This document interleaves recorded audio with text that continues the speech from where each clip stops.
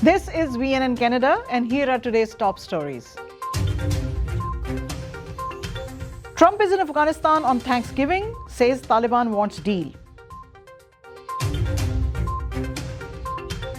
Australia to return 3 artifacts to India in January. 42% of Indians will cancel honeymoon for a cricket final match, says a survey.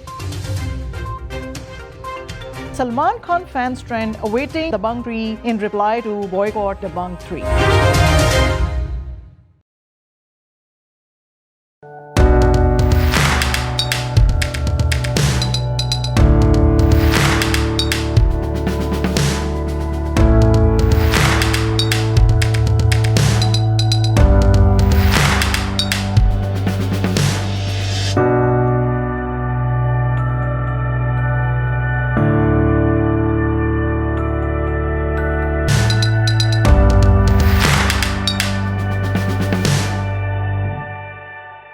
And now, news in detail. US President Donald Trump paid a surprise visit to Afghanistan to spend Thanksgiving for the first time in that country with American troops present there and assured those deployed that the Taliban have been engaged in talks.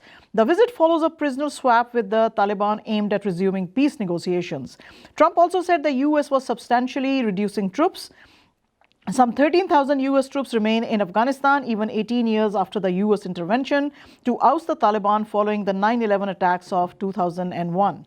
During the meeting at the military airbase some 50 kilometers north of the place, both sides underscored that if the Taliban are sincere in their commitment to reaching a peace deal, they must accept a ceasefire, Xinhua news agency reported.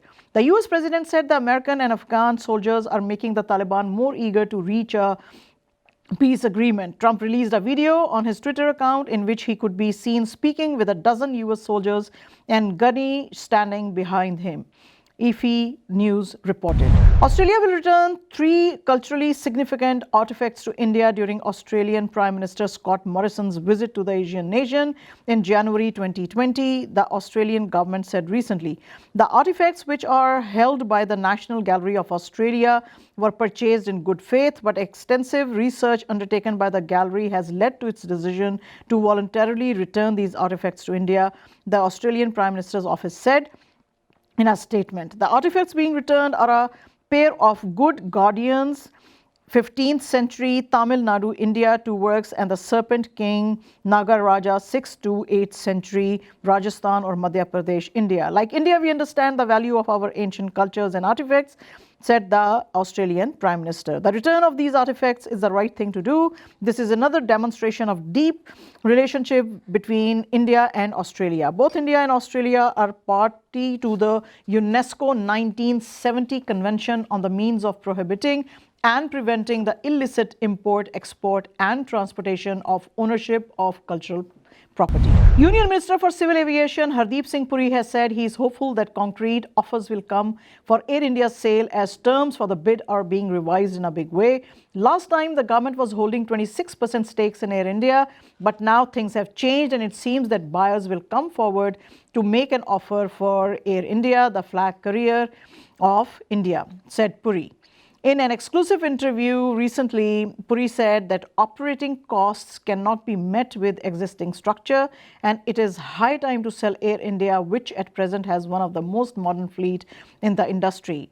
When asked that earlier the government had invited bid for Air India but the response was not encouraging, the minister said the government has now revised the terms which at present seems quite lucrative. The minister said he is hopeful that offers would come and the deal would materialize. On being asked about state funding for Air India, Puri said that government has its own limitations. From cancelling a honeymoon to risking their jobs, a new study from digital travel platform Booking.com on Wednesday found that 42% of the Indian cricket fans would cancel their honeymoon if it clashed with their preferred team or athlete playing a big game. The study revealed that how optimistic Indian sports fans are and how sports influences their travel behaviors. The research also found that 44% of the Indian sports fans felt that they will see their national team or player win an international tournament within the next year compared to the global average of 34%. Cricket fans are the most optimistic, followed by football fans when asked when they felt their team or player would win a major international tournament. Moreover, 88% of cricket fans believe that they will see their team or player win a major international tournament in the next 4 years, while 79% football fans share the sentiment.